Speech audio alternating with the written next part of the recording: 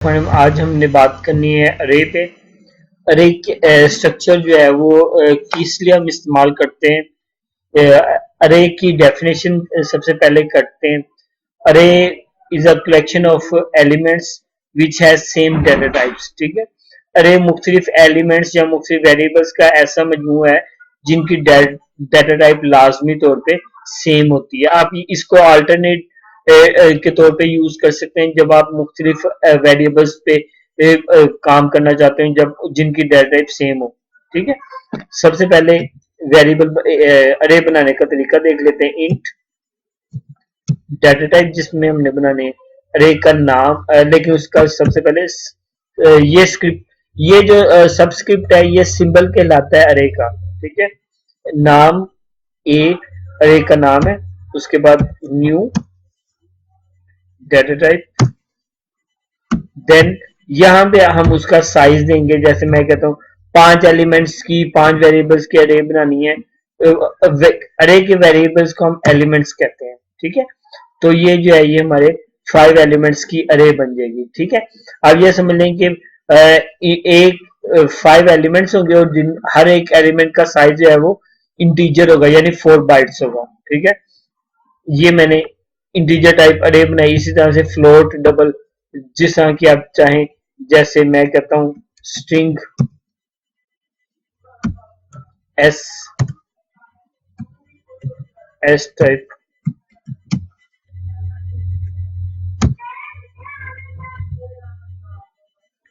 ठीक है,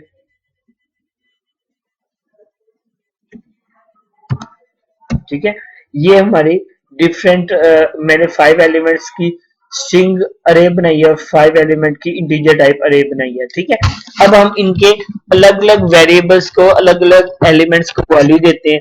अब ये देख लें कि आप अरे पे कैसे इनपुट करते हैं और कैसे उनसे आउटपुट लेते हैं, तो आप अरे पे काम करना सीख जाते हैं। ठीक है, तो सबसे पहले हम देखते हैं कि अरे को वैल्यू कैसे प्रोवाइड कर सकते हैं। ठीक है, सबसे पहले ये तरीकाकार जो है, ये तरीकाकार है अरे को डिक्लेयर करने का। ठीक है, डिक्लेयर किया, अब मैं उसको वैल्यू देता हूं। जैसे वैल्यू देनी है ए अरे का नाम, सबस्क्रिप्ट में उसका इंडेक्स। अरे स्टार्टिंग फ्रॉम जीरो इंडेक्स, तो पहला एलिमेंट उसका जीरो इंडेक्स पे पड़ा होगा। ठीक है, और यहां पे मैं उसको वैल्यू दे दूंगा, जैसे मैं कहता हूं 10। ठीक है, पहला इंडेक्स जीरो हुआ तो 1 2 3 4 4 तक वो जाएगा। ठीक है,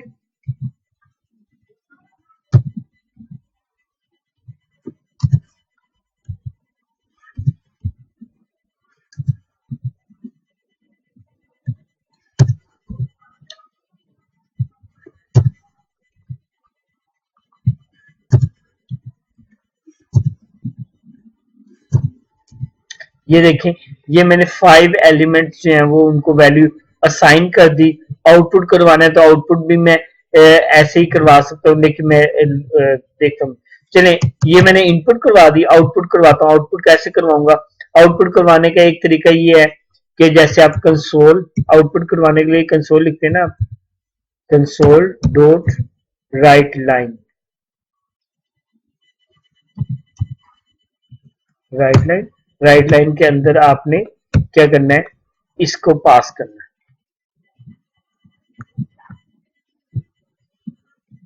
ये मेरा पहला एलिमेंट पास हो जाएगा। ठीक है, इसी तरह से मुख्तलिफ मुख्तलिफ एलिमेंट्स को मैं आउटपुट करवाना चाहता हूँ।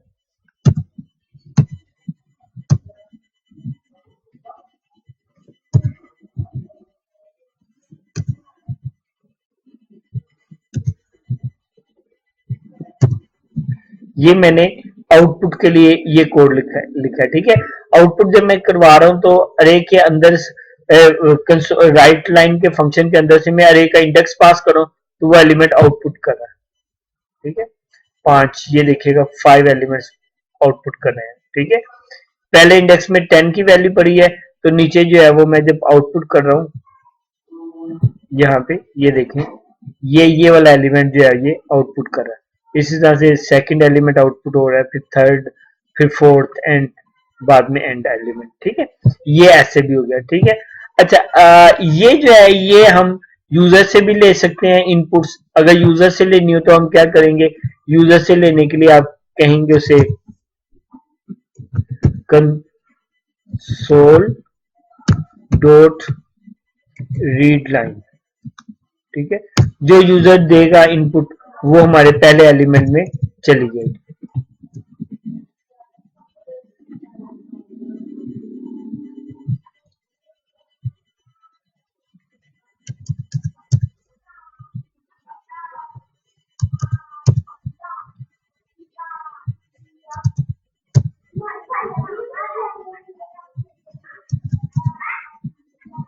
अच्छा, ये एरर क्यों दे रहा है, इसको देखिएगा गौर से। वो कहता है कैन, सबसे नीचे एरर आ रहा है, can not implicitly convert type string into int. असल में ये जो हम इनपुट ले रहे होते हैं ना, ये हमारी इनपुट आती है इंटीजर सॉरी स्ट्रिंग की फॉर्म में। तो इसको हम बाद में हमें कन्वर्ट करना पड़ता है लाजमी तौर पे इंटीजर में। तो उसके लिए हम इंटीजर में कन्वर्ट करेंगे, कन्वर्ट डॉट टू इंट 32।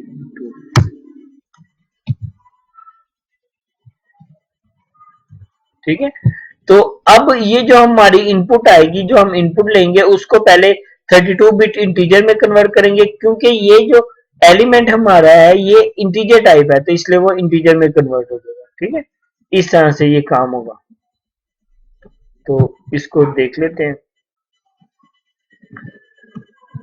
थोड़ा सा मुश्किल है लेकिन बार बार आप सुनेंगे ना, आप देखेंगे तो आपको समझ आ जाएगी।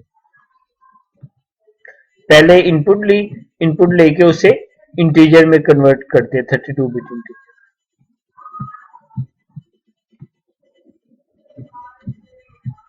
अब मैं इसे चलाता हूं, ये देखें। सबसे पहले मैं फर्स्ट एलिमेंट की वैल्यू दूंगा, जैसे मैं कहता हूं 1। ठीक है, उसके बाद सेकंड एलिमेंट की वैल्यू देता हूं 2, फिर थर्ड की, फिर फोर्थ की, फिर 5। ठीक है, तो ये हमारी और नीचे आउटपुट शो हो रही है। ठीक है, इस तरह से हम इनपुट लेके उन्हें वैल्यू भी दे सकते हैं। ठीक है, और अच्छा ये देखें, जब हमने आउटपुट कर रहे हैं तो आप देखें कि आउटपुट यहाँ पे हमारी आउटपुट आ रही है, आउटपुट ले रहे हैं, तो आउटपुट में हम उस अरे के इंडेक्स को चेंज करें। पहला 0 देंगे तो पहला एलिमेंट यानी पहला इंडेक्स, फिर दूसरा, फिर तीसरा, चौथा, ऐसे करके सारे में। तो क्यों ना हम ये काम लूप के जरिए कर लें, लूप के जरिए हमारा काम एफिशिएंट हो जाएगा। ठीक है, तो ये काम मैं ये बजाय इसके के 5 दफा लिखने की बजाय मैं एक दफा लिखूंगा, और ये जो 0 1 है ना, इसकी जगह मैं लूप को पास करूंगा। तो इसको समझिएगा वो फॉर लूप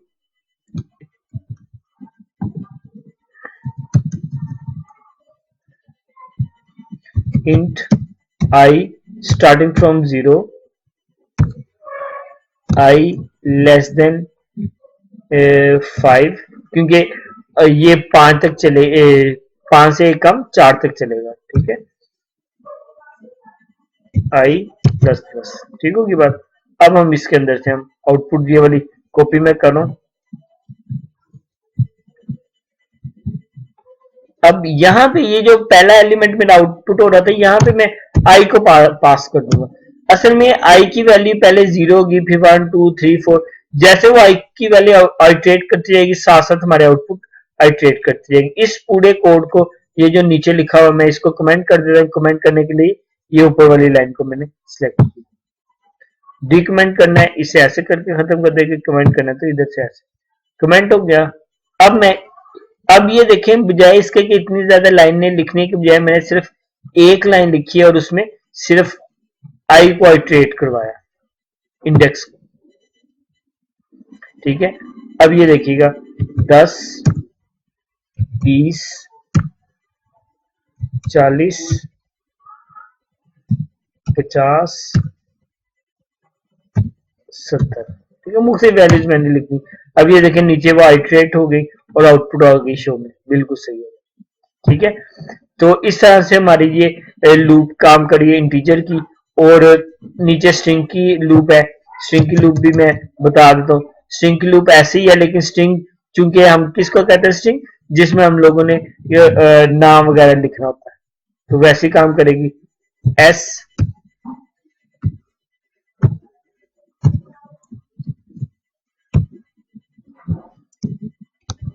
उम्र, ठीक है। ये मैं यूजर से भी इनपुट करवा सकता हूँ, लेकिन अभी मैं आसानी के लिए नहीं करना चाह रहा। बिल्कुल वैसे ही मैं इनपुट करवाऊंगा। चले बल्कि करवा देता हूँ। यहाँ पे असल में ये जो इनपुट आ रही है ये हमारी स्ट्रिंग में आ रही है, क्योंकि ये जो एस है इसकी डेटा टाइप स्ट्रिंग है, तो इसलिए हमें इसमें कन्वर्जन की जरूरत नहीं पड़ेगी, ठीक है।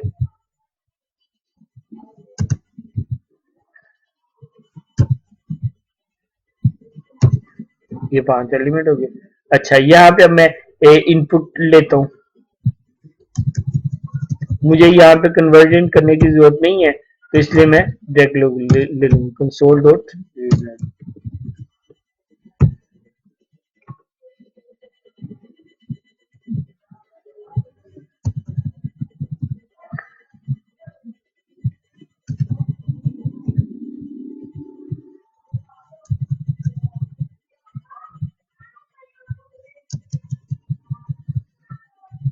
ठीक है। अच्छा, ये इनपुट आ जाएगी। आउटपुट करवाने हैं तो आउटपुट के लिए वैसे ही लूप लगा लेते हैं।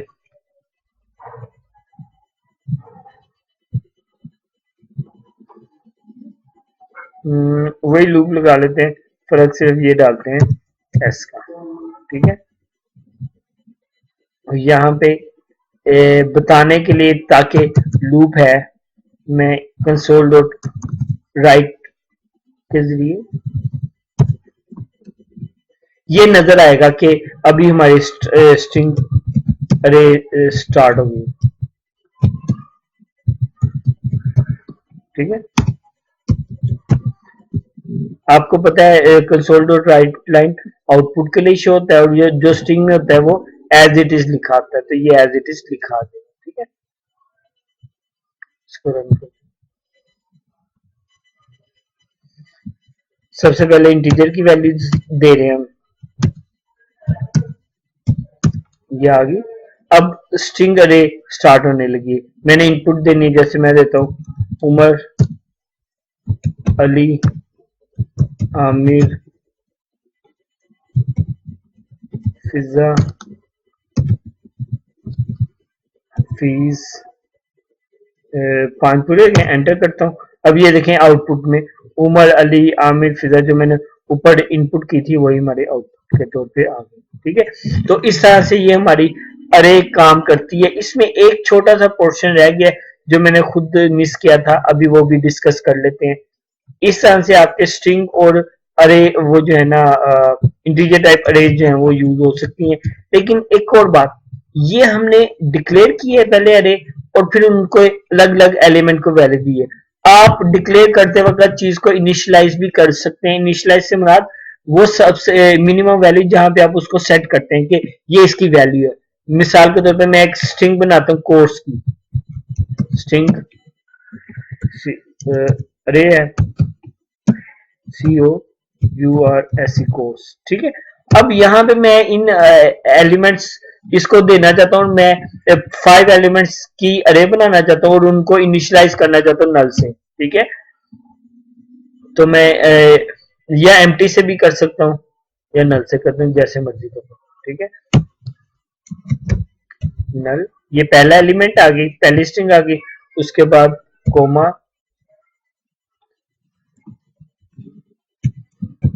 नल दूसरी, फिर कोमा, नल, नल तीसरी। अब यहाँ पे आप लोग देख रहे होंगे कि यहाँ पे मैंने साइज नहीं दिया। दरअसल मैं जो वैल्यूज दूंगा ना उसको इनिशियलाइजेशन के लिए, उसी से उसको पता चल जाएगा कि ये इतने एलिमेंट्स की अरे मैं बना रहा हूँ, ठीक है।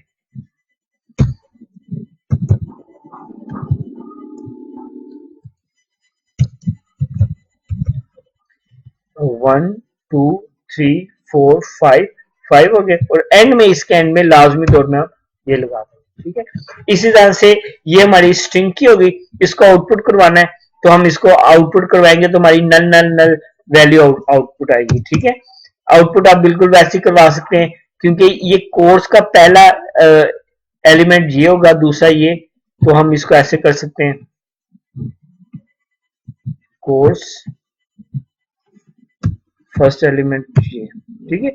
इसको आगे आप यूज करवा सकते हैं जैसे आप यूज करना चाहें, जैसे आप आउटपुट के लिए यूज करना चाहें तो आउटपुट के लिए, इनपुट के लिए आगे यूज करना चाहें तो इनपुट के लिए। हाँ, इफ एल्स में यूज करना चाहें तो भी आप कर सकते हैं कंपैरिजन के लिए, ठीक है।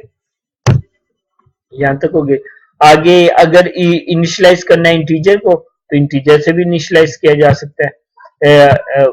अरे बनाते हैं इंट वाली, int C G P A, ठीक है। फ्लोट इंट सारे एक जैसे होंगे, कोई वरी करने की बात नहीं, ठीक है। इसमें हम इनका साइज नहीं बता रहे, दरअसल हम जब इनिशियलाइज करते हैं ना, जितने एलिमेंट्स लिखते हैं उससे उसका साइज ऑटोमेटिकली हो जाता है।